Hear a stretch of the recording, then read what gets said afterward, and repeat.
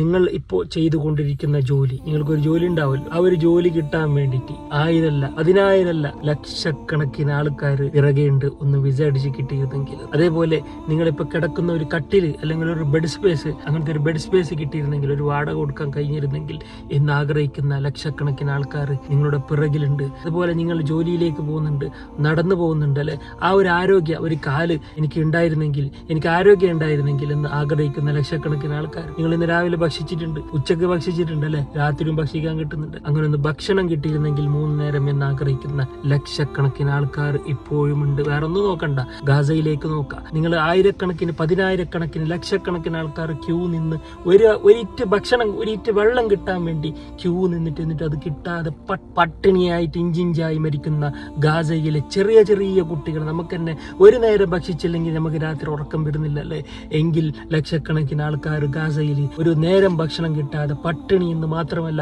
ആ പട്ടിണിയിലൂടെ കൂടെ ഭക്ഷണം കിടന്ന് ഭക്ഷിക്കാൻ വേണ്ടി, യാചിക്കാൻ വേണ്ടി പോകുമ്പോൾ അവരെയും വെടിവെച്ച് കൊല്ലുന്നത് ഇതേ നമ്മളെ പോലുള്ള മജ്ജയും മാംസയുള്ള മനുഷ്യരെ തന്നെയാണ്. എന്നിട്ടും നമ്മളിപ്പോൾ ടെൻഷനാണ്, എന്നിട്ടും നമ്മളിപ്പോൾ പരാതി പറയുകയാണ് അല്ലെ, നമുക്ക് നല്ല ജോലിയില്ല, നമുക്ക് നല്ല സാലറി ഇല്ല, എപ്പോഴും നമ്മൾക്ക് പരീക്ഷണം, നമുക്ക് ബുദ്ധിമുട്ടാണെന്ന് നിങ്ങൾ പറയുന്നുണ്ടെങ്കിൽ നിങ്ങളെക്കാൾ നന്ദി കെട്ടവർ വേറെ ആരുണ്ട്? അള്ളാഹു നമ്മൾക്ക് നൽകിയ അനുഗ്രഹത്തെ ചിട്ടപ്പെടുത്താൻ കഴിയില്ല. നമ്മൾ ശ്വസിക്കുന്ന ഓരോ ശ്വാസത്തിനും നമ്മൾ അൽഹംദുലില്ലാ എന്ന് പറയണം. നമ്മൾ കിട്ടുന്ന ഓരോ ഭക്ഷണ തളികൾക്കും നമ്മൾ അൽഹംദുലില്ലാ എന്ന് പറയണം. നമ്മൾ കിടക്കാൻ ഒരു കട്ടിൽ കിട്ടിയാൽ തന്നെ അൽഹംദുലില്ലാ എന്ന് പറയണം. രാവിലെ എഴുന്നേറ്റ് നിങ്ങൾക്ക് ജോലിക്ക് പോകാൻ കഴിയുന്നുണ്ടെങ്കിൽ ഒരു പ്രാവശ്യമല്ല, ഒരു 100 പ്രാവശ്യമെങ്കിലും മിനിമം അൽഹംദുലില്ലാ എന്ന് പറയണം. നമ്മൾ ഒരു അൽഹംദുലില്ലാ പോലും പറയുന്നില്ല, നമ്മൾ പരാതികൾ മാത്രമല്ലേ പറയുന്ന. റസൂലുള്ളാഹി സ്വല്ലല്ലാഹു അലൈഹി വസല്ലം തങ്ങൾ പറയുന്നത് നിങ്ങൾ കേൾക്കുക. നിങ്ങൾക്ക് രാവിലെ എഴുന്നേറ്റ് നടക്കാൻ പറ്റുന്നുണ്ട്, ജോലിക്ക് പോകാൻ പറ്റുന്നുണ്ട്, അന്നത്തേക്കുള്ള ഭക്ഷണം നിങ്ങൾക്ക് ലഭിക്കുന്നുണ്ട്. അതുപോലെ തന്നെ നിങ്ങൾ കിടന്ന ആ വീട്, ഒരു കൂര, അത് തകർന്ന് വീണിട്ടില്ല.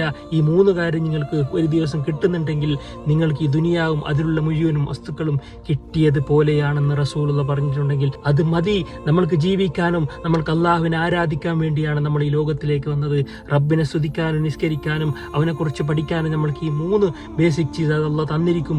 അത് കിട്ടിയാൽ മതി. അത് കിട്ടുന്നുണ്ടെങ്കിൽ അൽഹംദുലില്ലാ എന്ന് പറയാ. നിങ്ങളെ കിഡ്നിയെ ഫിൽട്ടർ ചെയ്യുന്ന അള്ളാഹു, നിങ്ങളെ ഹാർട്ടിനെ പമ്പ് ചെയ്യുന്ന അള്ളാഹു, അതിന് ലക്ഷക്കണക്കിന് കോടിക്കണക്കിന് വിലയുണ്ട്. ഒരു കണ്ണ് പോയാൽ അതിന് ലക്ഷങ്ങളുണ്ട്, കിഡ്നി പോയാൽ 35 ലക്ഷം. അതൊക്കെ തരുന്നില്ലേ? അത് അനുഗ്രഹം ചിട്ടപ്പെടുത്താൻ കഴിയില്ല. അപ്പോൾ ഒരിക്കലും കംപ്ലൈന്റ് പറയണ്ട, അൽഹംദുലില്ലാ എന്ന് പറയാ. അൽഹംദുലില്ലാ, അൽഹംദുലില്ലാഹി റബ്ബിൽ ആലമീൻ.